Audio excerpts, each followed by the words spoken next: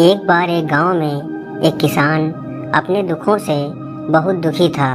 किसी ने उसको बताया कि तुम अपने दुखों के समाधान के लिए भगवान बुद्ध की शरण में जाओ, वे तुम्हारे सभी दुखों का समाधान कर देंगे। यह सुनकर वह किसान भगवान बुद्ध की शरण में चल पड़ा। वह भगवान बुद्ध के पास पहुंचा और कहा, हे बुद्ध, मैं एक किसान हूँ और मैं अपनी जीविका चलाने के लिए खेती करता हूँ, लेकिन कई बार वर्षा पर्याप्त नहीं होती है और मेरी फसल बर्बाद हो जाती है। किसान ने आगे कहा, मैं विवाहित हूँ, मेरी पत्नी मेरा ख्याल रखती है और मैं उससे प्रेम करता हूँ, लेकिन कभी कभी वह मुझे परेशान करती है, जिससे मुझे लगता है कि मैं उससे उकता गया हूँ और अगर वह मेरे जीवन में नहीं होती तो कितना अच्छा होता। भगवान बुद्ध उस किसान की बात शांतिपूर्वक सुनते हैं। किसान ने आगे कहा, मेरे बच्चे भी हैं, वो अच्छे हैं, लेकिन कभी कभी वे मेरी बात नहीं मानते और उस समय मुझे बहुत क्रोध आता है। किसान ऐसी ही बातें बुद्ध से करता गया और उसने अपने सारे दुखों को एक एक करके बताया। भगवान बुद्ध ध्यानपूर्वक उस किसान की समस्याओं को सुनते गए। उन्होंने बीच में एक शब्द भी नहीं कहा। किसान अपनी समस्याएं बताता चला गया और आखिर में किसान के पास बताने को कोई भी समस्या नहीं बची। अपना मन हल्का हो जाने के बाद किसान चुप हो गया और बुद्ध के जवाब की प्रतीक्षा करने लगा, लेकिन बुद्ध ने कुछ नहीं कहा। किसान अब और सब्र नहीं कर सकता था। वह आवाज़ ऊंची करते हुए बोला, क्या आप मेरी समस्याओं का समाधान नहीं करेंगे? बुद्ध ने उत्तर दिया, मैं तुम्हारी कोई सहायता नहीं कर सकता। किसान को अपने कानों पर यकीन नहीं हुआ।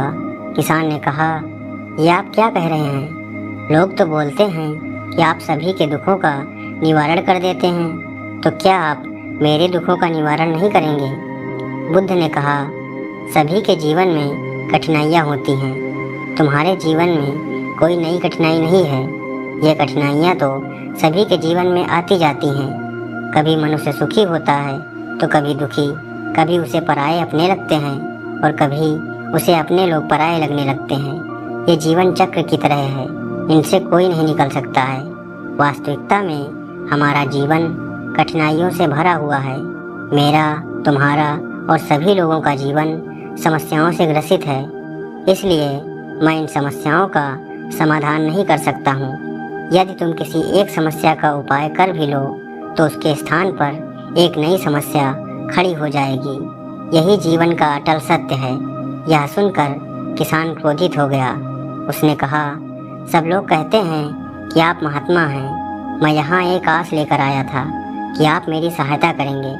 अगर आप मेरी समस्याओं का समाधान ही नहीं कर सकते तो मेरा यहाँ आना व्यर्थ हुआ।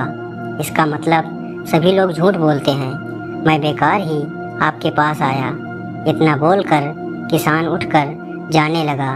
तभी भगवान बुद्ध ने कहा, मैं तुम्हारी इन समस्याओं का समाधान तो नहीं कर सकता हूँ, लेकिन हाँ, मैं तुम्हारी एक दूसरी समस्या का समाधान कर सकता हूँ। किसान ने आश्चर्य से कहा, इन समस्याओं के अलावा दूसरी समस्या?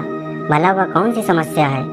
बुद्ध ने कहा, वह यह है कि इसी समस्या के कारण ही दूसरी कई समस्याओं का जन्म हुआ है। तुम इस बात को स्वीकार कर लो कि सभी के जीवन में समस्याएं होती हैं, कठिनाइयाँ होती हैं। तुम सोचते हो कि तुम इस दुनिया में सबसे ज़्यादा दुखी हो और तुम्हारे जितना कोई और दुखी नहीं है। तुम अपने आसपास देखो, क्या वो लोग तुमसे कम दुखी हैं? तुम्हें अपना दुख बड़ा लगता है, लेकिन जो लोग तुम्हारे आसपास रहते हैं उनको उनका दुख बड़ा लगता है। इस दुनिया में सभी को अपना दुख ज़्यादा बड़ा लगता है, चाहे दुख छोटा हो या फिर बड़ा हो, लेकिन वह जिसके साथ घट रहा है उसके लिए वह दुख बड़ा प्रतीत होता है। अगर तुम ध्यानपूर्वक देखोगे तो समझ जाओगे कि यह जीवन सुख दुख से भरा हुआ है। इसको तुम कभी नहीं बदल सकते, लेकिन हाँ, तुम सुख दुख से ऊपर अवश्य उठ सकते हो। यह तुम्हारे लिए संभव है। सुख और दुख को हम आने से नहीं रोक सकते हैं, लेकिन सुख और दुख का हम पर कोई प्रभाव न पड़े ऐसी व्यवस्था हम कर सकते हैं। और इसकी शुरुआत इस तथ्य को समझने के साथ शुरू होती है कि हम कुछ भी कर लें, जीवन में सुख दुख आने ही आने हैं, लेकिन हमें उनसे विचलित नहीं होना चाहिए। इसलिए आज से तुम यह चाहना छोड़ दो कि तुम्हारे जीवन में कोई समस्या ही ना आए, और तब तुम जीवन में आने वाले सुख दुख को स्वयं में समा सकोगे। तूफान के मध्य में भी शांत रह सकोगे और हर्षोल्लास के शोर में भी संतुलित रह पाओगे। किसान बुद्ध के चरणों में गिर पड़ा।